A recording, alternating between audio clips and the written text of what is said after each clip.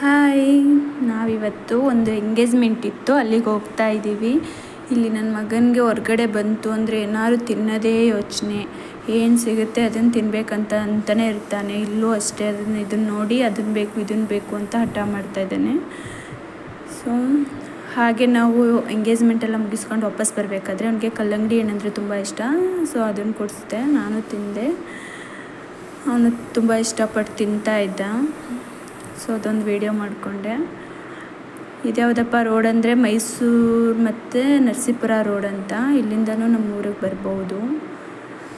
So ಅದೆಲ್ಲ ಆಯಿತು. Next ಊರಿಗೆ ಹೊರಟು. ಅಲ್ಲಿ ನಮಗೆ ಜೋಳ ಸಿಕ್ತು, 3ಕ್ಕೆ 50 ರೂಪೀಸ್ ಅಂತೆ. ತೊಗೊಂಡು ನೆಕ್ಸ್ಟ್ ಮನೆಗೆ ಬಂದ ತಕ್ಷಣ ನಮ್ಮ ಪಾಪು ಫಸ್ಟು ಜೋಳ ಬೇಯಿಸು ಅಂತ ಹಠ ಮಾಡ್ತಿದ್ದ.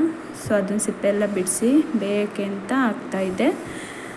ಸೊ ಇದು 3ಕ್ಕೆ 50 ರೂಪಾಯಿ. ಅವಾಗೆಲ್ಲ ನಮಗೆ ಫ್ರೀಯಾಗಿ ಸಿಗ್ತಿತ್ತು, ಬಟ್ ಇವಾಗ ಕಾಸು ಕೊಟ್ಟು ತೊಗೋಬೇಕು. ನೋಡಿ ಬೇಯಿಸಿದೆ. ನನ್ನ ಪಾಪು ತುಂಬ ಇಷ್ಟಪಟ್ಟು ತಿಂದ.